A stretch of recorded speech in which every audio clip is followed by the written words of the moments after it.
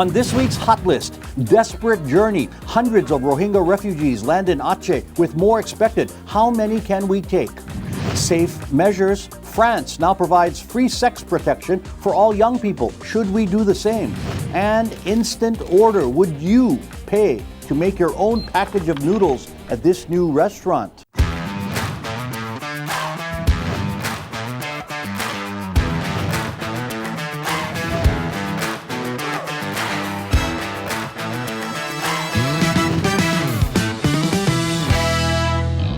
Hello and welcome. This is Hot Indonesia. I'm Dalton Tanonaka in Jakarta. Let's get to it. Here are my co-hosts. Linda Ibrahim is a writer and business consultant based in Jakarta, and Karenina Sunny, business owner and Miss Indonesia 2009. Hot topic number one, desperate journey. It was a heartbreaking scene on Christmas Day. A boat carrying 58 men landed in Indonesia's northernmost province, Aceh. They were starving, some near death. They had come from refugee camps in Bangladesh, Rohingya Muslims who had escaped persecution in their native Myanmar. Then, this past Sunday, another boat, this time with 185 people, including women and children. Authorities say more boats are expected in the coming months. Now, all of the refugees are being given food, water, and medical care.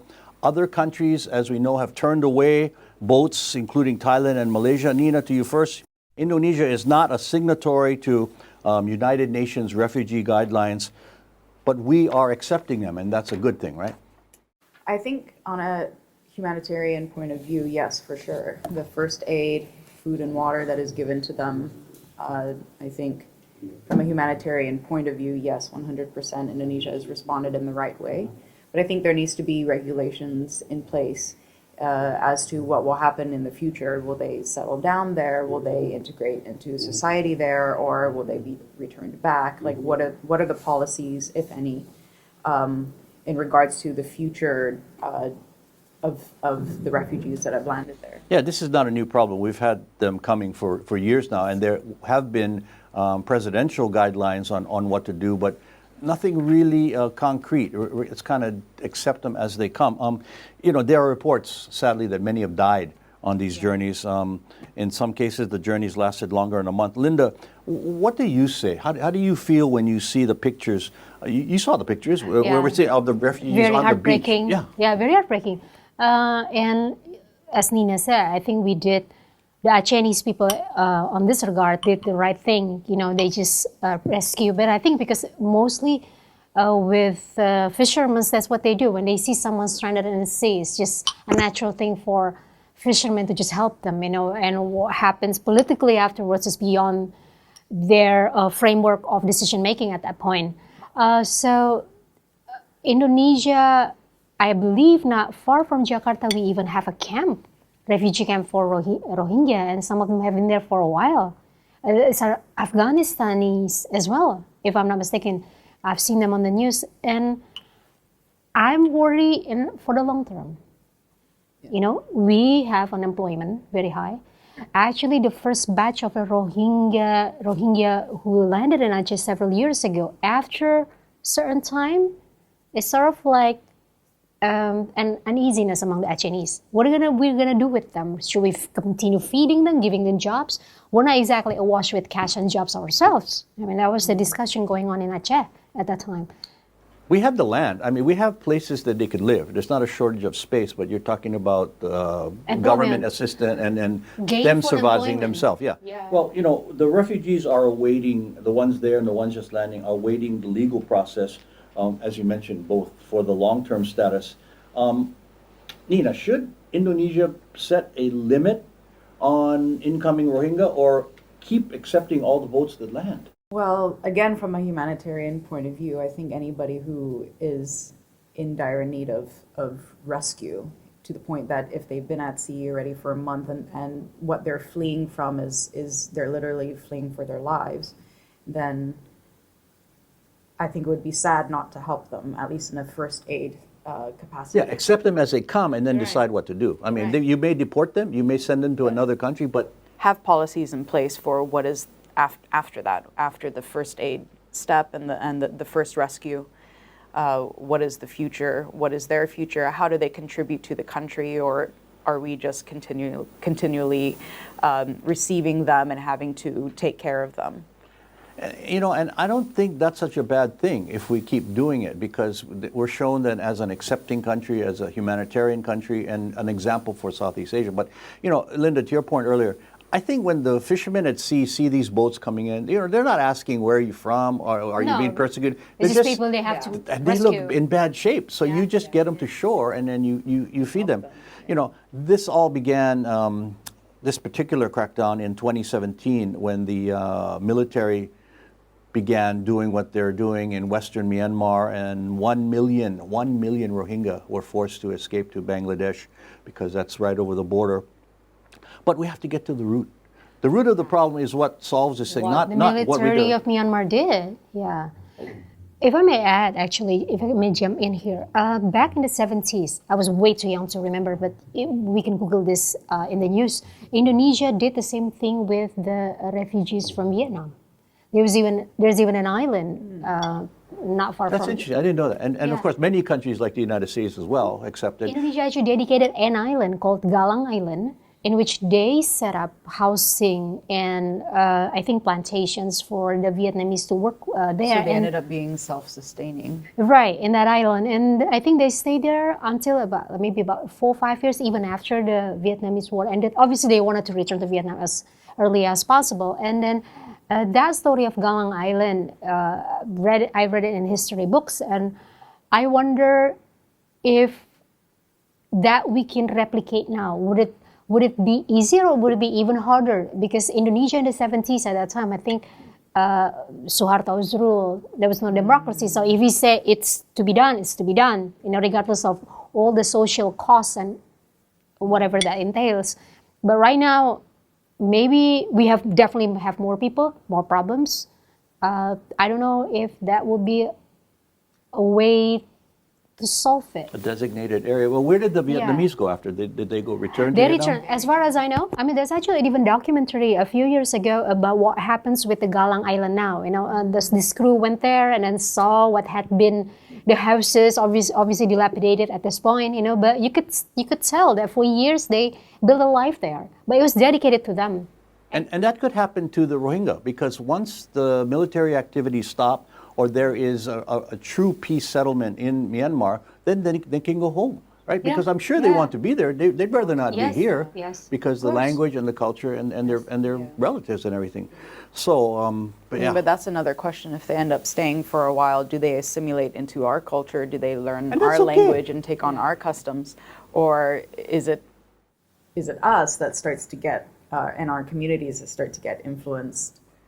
You know, learning about other people, other cultures, it's a good thing. I mean, and around the world, that's an example, particularly countries that have accepted immigrants from But I early think on. finding a self-sustaining solution is Yeah, I'd like to see a to all of comprehensive this. government Yeah. policy, Yeah. right? Announcement. We're going to do this in 1 year. You're going to do this, but we haven't seen that really where yet. if they do stay here long term, they have opportunities to be self-sustaining. So it's not just government aid. I'm sure if for many, many the years. choice is going back and being persecuted and or possibly killed, they'd Yeah. want to stay here and learn the language and assimilate. Okay. Hot Indo will continue shortly with safe measures. Should condoms be free here for all young people like in France?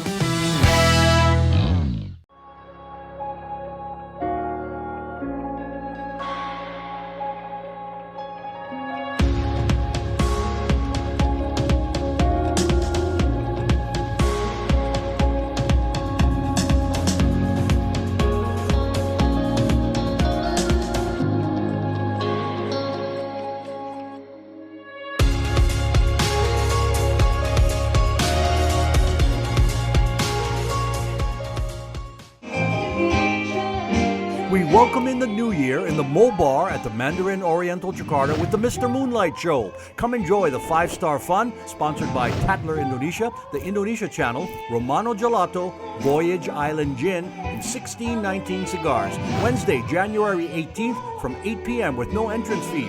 Call the hotel for reservations and let's have fun.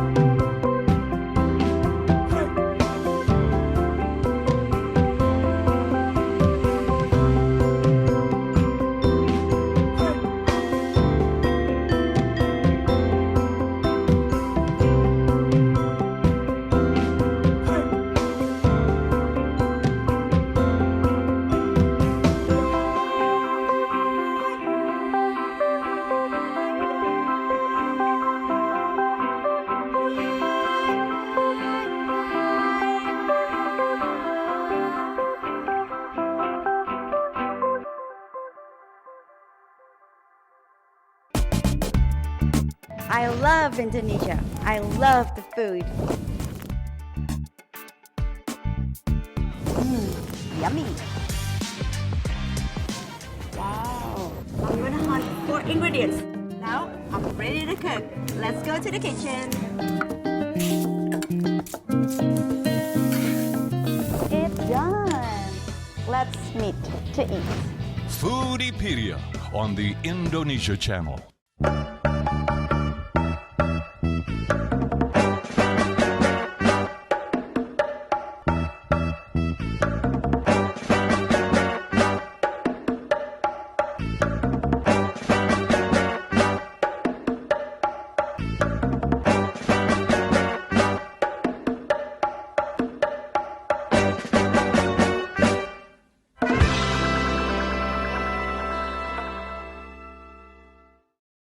Home is not just one place.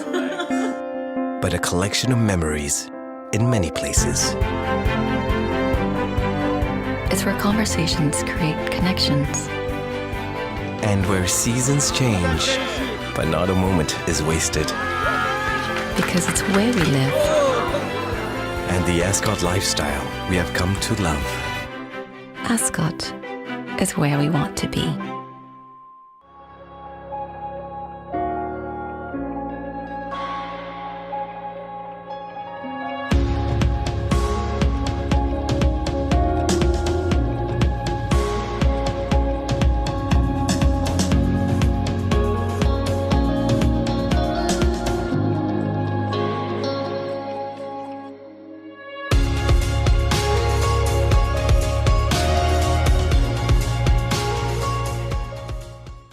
Hi, I'm Rory He. You're watching the Indonesia channel, the home of good sport.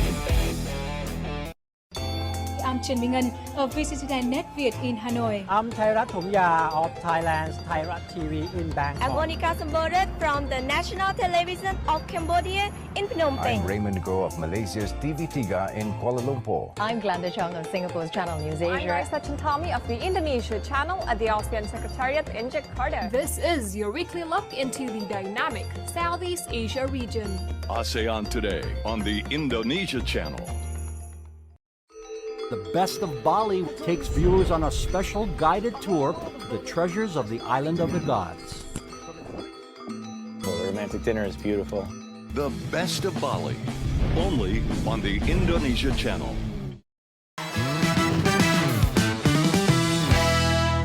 You're watching Hot Indonesia with Linda, Nina, and me. Hot topic number 2, safe measures. It's being called a small revolution in safe sex in France. As of this month, free condoms are available at pharmacies there to all under the age of 26. Also available, free emergency contraception to all women. Besides unwanted pregnancies, French authorities want to prevent sexually transmitted diseases, up 30% in 2 years in that country. Now, contrast that to here in Indonesia, the new criminal code. We discussed this a couple weeks ago, passed last month, has a section that imposes prison sentences for giving out information on birth control. Linda, in my opinion, France is doing the right thing. For French people and youth, yes. For Indonesia, it's a little bit too premature because of one thing. We don't have a proper sex education in our formal education system.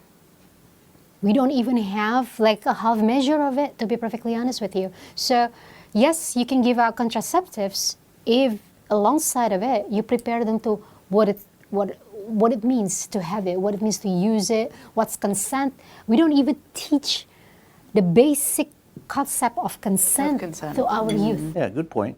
They might think it's a license to have sex, but really it's to prevent disease and pregnancy. So if you just give them out like that in Indonesia right now, it would just become a disaster. And I'm not even talking about religious point of view. I'm just talking about health point of view. And I want to talk about that in a bit. Yeah. Sex education, you meant it's very limited or none at all in schools, maybe international schools. In public school, none.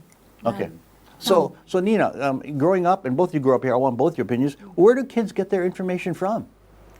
Well, I went to a Christian boarding school, an international school, so we did have a sex education in the curriculum. So I actually wasn't aware that there was none in the Not in public In school public when I schools was here. growing up. So your friends, kids, and people that you knew growing up, how did they learn it? Well, I had the talk from my parents and also in school. And that's where it should most start, of my actually. friends That's were. where it should start, yeah. Yes, but most And most of my Indonesians friends were didn't from have the that. same boarding school, so we had the same access to information or information given to us. But I wonder, in France, why does it stop at 26? Because they can afford it. Okay. Right? That's their adults, and they should afford it at 18. But and I'm sure it's not the cost, but they have to set an age limit. Where did you and your friends learn it growing up, if there was none in schools? Innuendos, gossips, and some illicit materials being given at the back of the classrooms. You know, because we learn about reproductions, don't get me wrong. We learn about reproductions, biology class, but it was never about sex, because for sex, in public schools, I think, as far as I know, to this day, is that it's only something you learn after you get married. And you would think that's only because Indonesia is majority Muslim. No, even my Christian friends, you know, a lot of them are very conservatives. I have conservative Hindu, Buddhist, and Christian friends who also believe the same. Yeah. Certain denominations, abstinence before marriage, most right? Indonesians are conservative on that regard, at least publicly, they would say that. You know, so I don't really see any support for like an open sex ed, the way that maybe Nina experienced in her school, because they're like maybe serving maybe 0.5% of the Indonesian population, you know. Well, obviously, then the clash here is between medicine and science and religion. A lot of it. So how do we get to a safer balance? I mean, we want to help the young kids make proper choices and protect themselves from disease and unwanted pregnancies. I agree, but I'm afraid the way the Indonesians like to portray them to be, regardless of their religions, they always portray themselves to be God-fearing folks. Sila pertama Pancasila is, you know, God, you know, about the divinity. So I think the realization will only come to Indonesians when it's too late, when there's more. Hopefully not. No, I have not. But if you're asking for my opinion, I think that's what's going to happen for most of Indonesians. You mean like an explosion in unwanted pregnancies? Not just that, But wasn't there a STDs as population control? Because actually, yeah, but they stopped it after 98 because it's Suharto did that not just to control population, but I think to do a lot of other things politically as well. But after 98, it's not a mandatory anymore. So that's why you start seeing people having like 3, 4, 5 in a pill form that they were for married couples. For non, and that's not even in place now because it's seen as freedom to produce, and some people actually use religious angle to say that, hey, if I want to have 7, 8, 9, 11 children, I'm going to have them. Suharto's not here anymore to tell me I can't do that. So how do we get the education process going? Does it have to come from politicians who say we need to institute it in our schools? Does it come? Well, I guess that's where it comes, right? It has to be. Otherwise, legally you can't do it. Let me ask Nina directly. You know, does handing out free condoms encourage more sexual activity? I don't think so. I think it's debatable. I mean, I think if it comes from a place of education, so as Linda was explaining, if there is education behind that and the understanding of consent and all of that, then I think this is, yes, absolutely a wonderful aid that people are getting for free to help on the hygiene, health and hygiene and safety protocols that come with the usage of that. But if there's no understanding behind it and there's no foundation or education on it and they come into it with the wrong mindset, okay, free condoms, then yes, there's definitely a taboo message or a misunderstanding that will come with access to this. Yeah, like let's be free clear. reign, let's go, you know, use it as much as they like. Yeah, no, a ticket. I think the wrong message. And let's be clear: the condoms, other birth control devices are available here on sale from pharmacies. Even by in prescription. mini markets. Yeah, even mini markets. So it's I think not. France was going a step further in giving contraception after the fact. Yeah, sure. The emergency The to morning women. after pills and all that. So they're basing their decisions on the public knows what the risks are, and we want to help people prevent it. But here, we don't even know what the risks are. Right? I mean, that's the issue. Yeah. Okay. More Hot Indo is ahead. Instant order. You do this at home, but would you dine out for a package of noodles?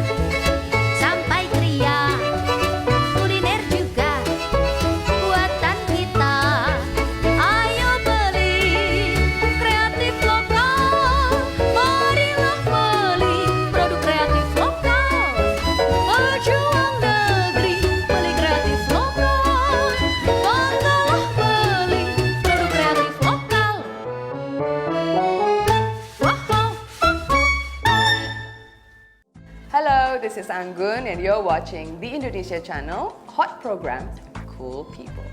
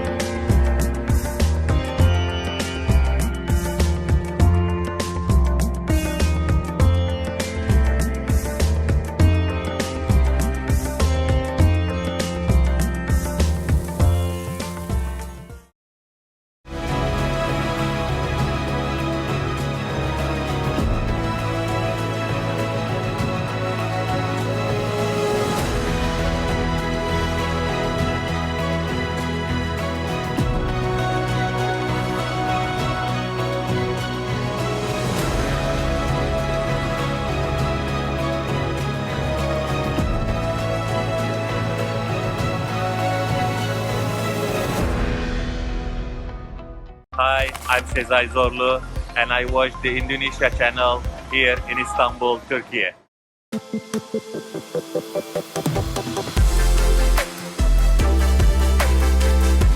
I'm Caitlin Turner and welcome to Yoga Bliss. Exhale, reaching down to triangle pose. Roll your knee out and up to the sky. Breathing here. Yoga Bliss, only on the Indonesia channel.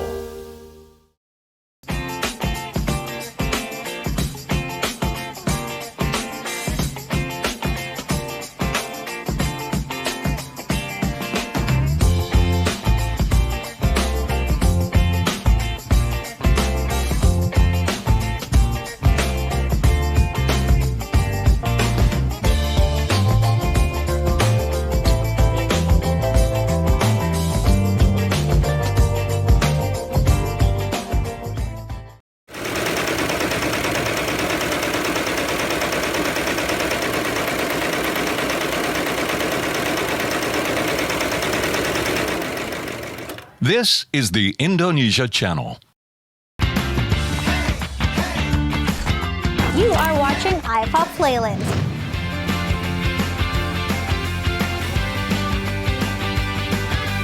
iPop on the Indonesia channel.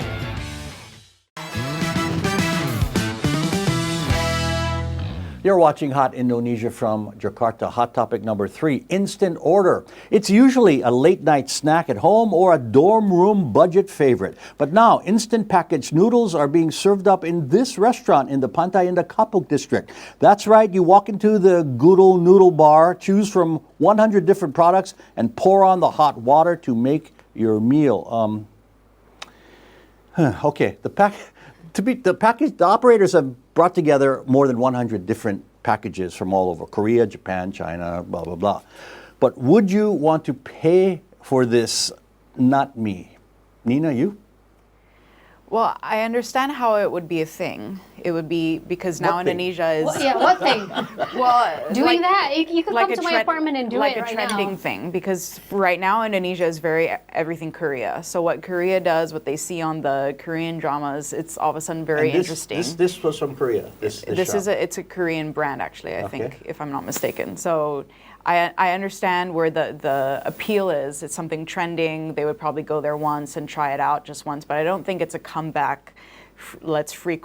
Let's go there every day and make our own noodles. It's probably something that they would want to make a TikTok out of, something that's trending at the moment. They would try it just once. I mean, I see the appeal. It's cheap, probably, and you get your choice. Unlike if you're at home, you bought the same thing on sale, right? But honestly, they have that service at Circle K. So they have a Circle K in the basement of the apartment that I live at, and that's very normal. They have a microwave. You can come in and get your microwave meals, microwave it there. They have the hot water that But you the can buy setting your is coffee different, sachet. and you can't find romance in the Circle K, right? Over a pack of noodles that you... I mean, would you find romance at the good old Well, that's noodle? what they're hoping to be like a K-drama, maybe. I mean, you know, that's the thing. Now, Pantai Indah Kapuk, generally speaking, is the hot food and beverage area at the moment, right? There's so many selections. Yeah, so and I would so many expect this options. instant noodle concept more from a street side stall, then pick. Wouldn't you say, Linda? Yeah. I would say so, but then here's the thing. If you look at the real layout of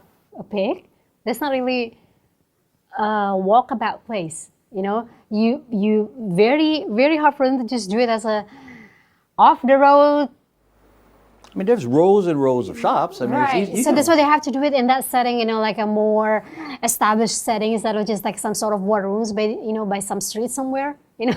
But here, I don't understand that people would return to do that. Yes, I get it from Nina's point that they would come just to make a social media content and say, hey, I'm here too, and you know? And try it once, but I don't think it's a comeback place.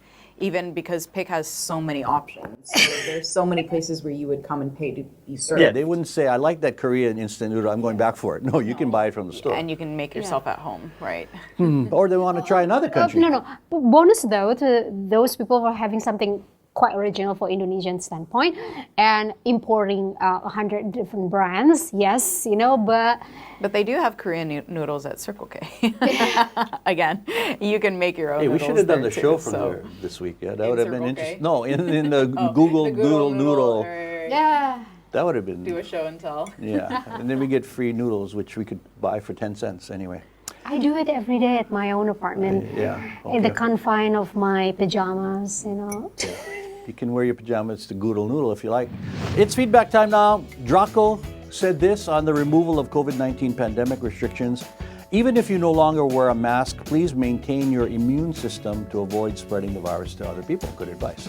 And Gasing posted this: our economy is declining, everything is expensive, and people are suffering. Here's how to contact us with your feedback. Email at hotindo@theindonesiachannel.com or comment through our Hot Indonesia or Indonesia channel, Twitter, Facebook, Instagram, and YouTube pages. Final words, Linda. Last week when we talked about the easing of COVID restriction in Indonesia, I spoke about how I would continue to mask up because of the new China strain. Interestingly, earlier this week, WHO issued an advisory to go back masking during long-haul flights.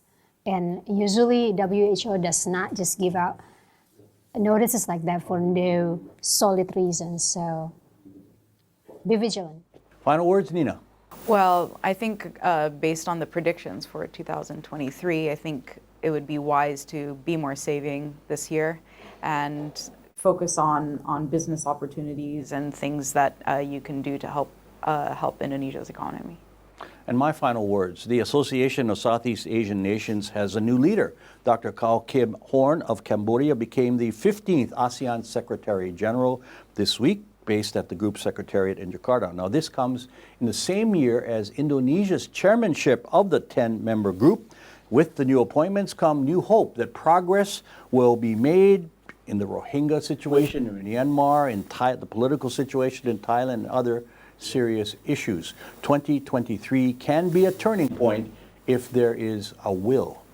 And that is Hot Indonesia for this week. For Linda Ibrahim and Karanina Sunny, I'm Dalton Tanonaka. Thank you for watching and join us again next time.